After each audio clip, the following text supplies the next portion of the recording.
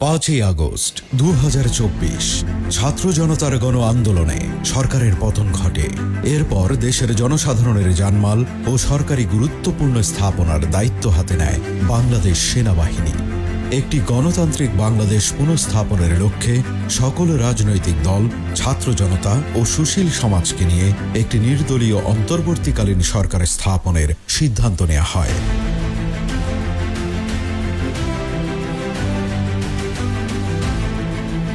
কি ঘটল এই এক বছরের অধিক সময়ে? আসুন দেখি এক নজরে বাংলাদেশ সেনাবাহিনীর কার্যক্রম। আগস্টের আন্দোলনে বিক্ষুব্ধ জনতা রাজধানী সহ দেশের বিভিন্ন থানায় আগুন ও ভাঙচুর চালায়। ফলে অনেক থানা হয়ে পড়ে সম্পূর্ণ পুলিশ শূন্য। 8 আগস্ট 2024 অন্তর্বর্তীকালীন সরকার দায়িত্ব গ্রহণের পর দেশের মানুষের নিরাপত্তায় 58টি জেলায় স্থাপন করা হয় 290টিরও অধিক সেনা ক্যাম্প। থানার কার্যক্রম পুনরায় সচল করতে ঢাকার 29টি থানা সহ সারা দেশে মোট 417টি থানায় সেনা মোতায়েন করা হয়। সেনাবাহিনীর সহায়তায় ধীরে ধীরে পুনরায় চালু হয় থানা পুলিশের কার্যক্রম। একই সাথে কূটনৈতিক জোনের অন্তর্গত কূটনৈতিক মিশন সমূহের নিরাপত্তা নিশ্চিত করা হয়। সরকার পতনের পর বাংলাদেশ সেনাবাহিনীর সবচেয়ে বড় দায়িত্ব ছিল আইন শৃঙ্খলা পরিস্থিতি স্বাভাবিক করা। সাময়িকভাবে প্রশাসন অচল হয়ে পড়ায় সারা দেশে ঘটে একের পর এক ঘটনা। কারাগার ভেঙে পালানো, থানায় লুটপাট, ডাকাতি, ভাঙচুর আর লাগাতার বিক্ষোভ। সেই সংকটময় মুহূর্তে বাংলাদেশ সেনাবাহিনী এগিয়ে আসে এবং সর্বোচ্চ পেশাদারিত্বের মাধ্যমে পরিস্থিতি নিয়ন্ত্রণে আনে। মোট ডাকাতি 1943, রাজনৈতিক সহিংসতা 655, শিক্ষা প্রতিষ্ঠানে সহিংসতা 359 এবং অন্যান্য 3508টি গণবিক্ষোভের ঘটনা চিহ্নিত করে সংশ্লিষ্ট অপরাধীদের আইনের আওতায় এনে জনমনে স্বস্তি ফিরিয়ে আনা হয়। আইন শৃঙ্খলা রক্ষায় বাংলাদেশ সেনাবাহিনী মোহাম্মদপুর, শাহালী মাজার রোড, হাজারীবাগ, উত্তরা, মুন্সিগঞ্জ, জুরাইন, চাঁদপুর, কুমিল্লা ও নাটোর সহ দেশব্যাপী কিশোর গ্যাং বিরোধী অভিযান পরিচালনা করে কিশোর গ্যাং গ্রুপ সহ এর অসংখ্য সদস্য গ্রেপ্তার করে। আইন শৃঙ্খলা স্বাভাবিক করার পাশাপাশি সেনাবাহিনী সারা দেশে শুরু করে ব্যাপক মাদক বিরোধী অভিযান, যা এখনো চলছে।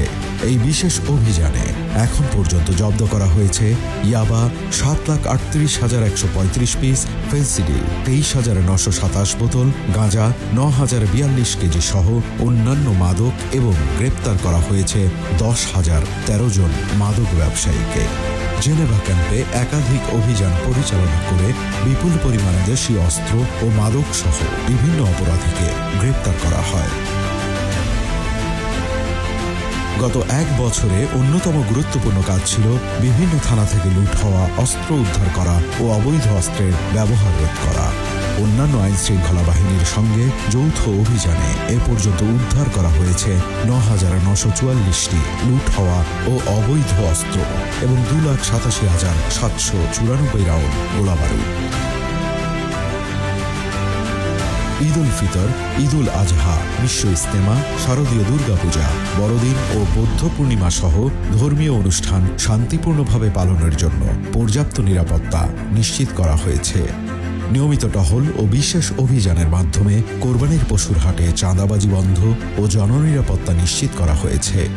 এ সময় চাঁদাবাজি ও অবৈধ স্থাপনা সংক্রান্ত কারণে 72 জনকে গ্রেপ্তার এবং 14,57,430 টাকা জরিমানা করা হয়। শিল্পাঞ্চলের শ্রমিকদের আন্দোলন, বিশেষ করে তৈরি পোশাক কারখানায় সাময়িক অসন্তোষ ও বিক্ষোভ দেখা দিলে সেনাবাহিনী দ্রুত হস্তক্ষেপ করে পরিস্থিতি নিয়ন্ত্রণে আনে এবং আলোচনার মাধ্যমে শ্রমিক মালিক উভয়ের নিরাপত্তা নিশ্চিত করে। এ সময়কালে 1,759টি শ্রম অসন্তোষ এবং 359টি রোড ব্লকের ঘটনা সমাধান করা হয়। সেনাবাহিনী শিল্পাঞ্চলে 33,662টি টহল এবং 4,774টি যৌথ অভিযানে 601 জন দুষ্কৃতিকারীকে গ্রেপ্তার করে। কিছু হিংসাত্মক জনবিক্ষোভ ও মব ভায়োলেন্সের ঘটনা দেখা দিলে সেনাবাহিনী তথ্যপ্রাপ্তি সাপেক্ষে জিরো টলারেন্স নীতি অনুসরণ করে দ্রুত পদক্ষেপ গ্রহণ করেছে এবং পরিস্থিতি নিয়ন্ত্রণে এনে অকারণে প্রাণ সম্পদের ক্ষয়ক্ষতি রোধ করেছে। জুলাই আগস্টের আন্দোলনের পরপরই দেশের ওপর আঘাত হানে ফেনী, নেত্রকোনা এবং সিলেটের ভয়াবহ বন্যা।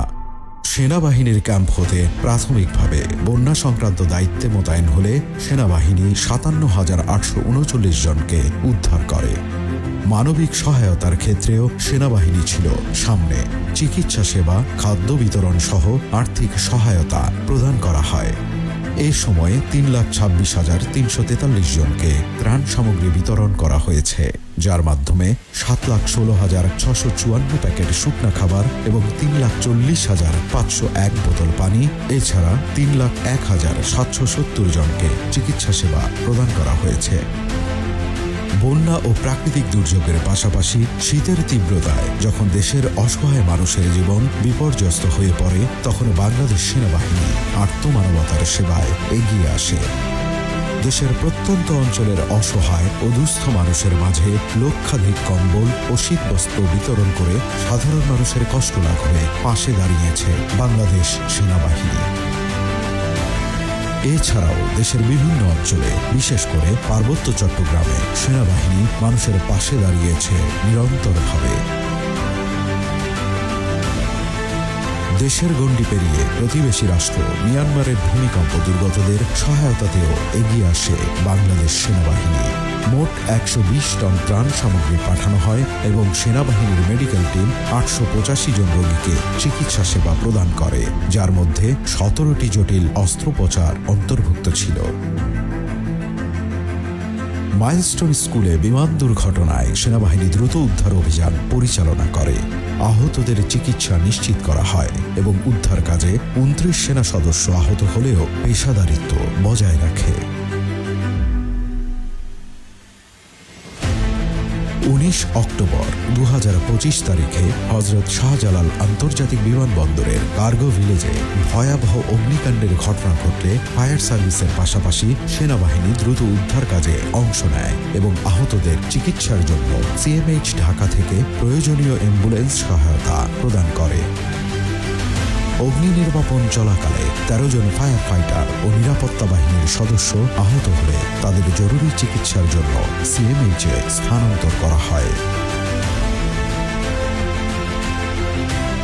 ঢাকা, সিলেট ও চট্টগ্রামে অনুষ্ঠিত পাকিস্তান, ওয়েস্ট ইন্ডিজ ও আয়ারল্যান্ড সিরিজ বিপিএল ২০২৬ এবং এএফসি এশিয়ান কাপ ২০২৭-এর বাছাই পর্বের ম্যাচগুলোতে সেনাবাহিনী নিবিড় নিরাপত্তা প্রদান করেছে। সেনাবাহিনীর বিশেষ নজরদারি ও সতর্ক পাহারার ফলেই দেশি বিদেশি খেলোয়াড় ও দর্শকদের জন্য এক নিরাপদ ক্রীড়া পরিবেশ নিশ্চিত করা সম্ভব হয়েছে। পাশাপাশি সারা বছর ইঞ্জিনিয়ারিং, অবকাঠামো সংস্কার, সড়ক মেরামত ও ট্রাফিক ব্যবস্থাপনায় সক্রিয় ভূমিকা রেখে আধুনিক ও সমৃদ্ধ বাংলাদেশ বিনির্মাণে অবদান রেখে চলেছে বাংলাদেশ সেনাবাহিনী। এই ১ বছরের অধিক সময়ে বাংলাদেশ সেনাবাহিনী দায়িত্ব পালনের পাশাপাশি ফিরিয়ে এনেছে মানুষের আস্থা ও নিরাপত্তার অনুভূতি। জাতীয় সংকটে বাংলাদেশ সেনাবাহিনী আবারও রাষ্ট্রের এক অতন্দ্র রক্ষা কবচ হিসেবে নিজেদের দায়িত্বশীলতার পরিচয় দিয়েছে। সেনাবাহিনীর তৎপরতা প্রমাণ করেছে, যখন দেশ ঐক্যবদ্ধ থাকে তখন কোনো প্রাকৃতিক দুর্যোগ বা সামাজিক অস্থিরতায় বাংলাদেশকে দমাতে পারে না।